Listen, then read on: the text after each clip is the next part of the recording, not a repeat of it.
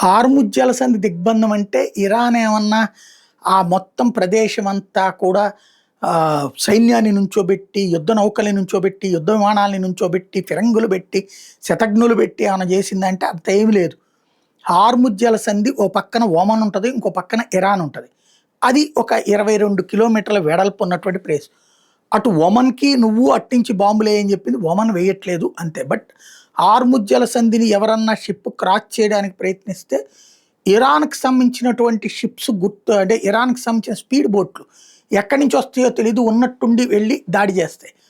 అట్లాగే మిస్సైల్తో దాడి జరుగుతుంది. అలాగని మిస్సైల్ ఎక్కడుందో కనబడదు, మిస్సైల్ లాంచర్ ఎక్కడుందో కనబడదు. అంటే అలాంటి అండర్ గ్రౌండ్ పాసేజెస్ ఏర్పాటు చేసుకుంది.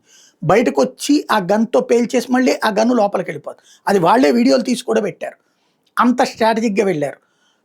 అక్కడ కర్గ్ దీవి అనేటటువంటి చోట్ల ఆయిల్ నిల్వలు అక్కడే ఉన్నాయి, ఆయుధ నిల్వలు అక్కడే ఉన్నాయి, యురేనియం అక్కడ ఉందో లేదో తెలియదు. అయితే మొన్ననే ఆ ప్రాంతం మీద అక్కడ ఉన్నటువంటి ఆయుధ నిల్వల్ని ధ్వంసం చేసింది అమెరికా.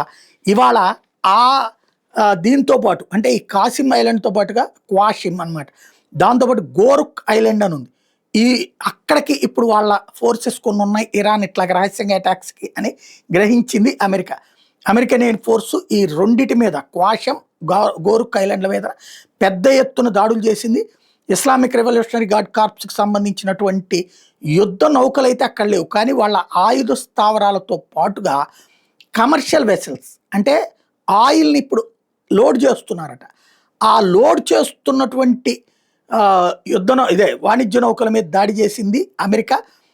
అలాగే రాడార్ సైట్లు అనేక ఉన్నాయట అక్కడ. అంటే శత్రు దేశాలు అంటే ఇరాన్ వాళ్ళు కానటువంటి వాళ్ళు వాడే మిస్సైల్ అయినా, డ్రోన్ అయినా, యుద్ధ విమానమైన దాన్ని చూసి అలర్ట్ చేసేటటువంటి రాడార్ సిస్టమ్స్ ఉన్నాయట అక్కడ.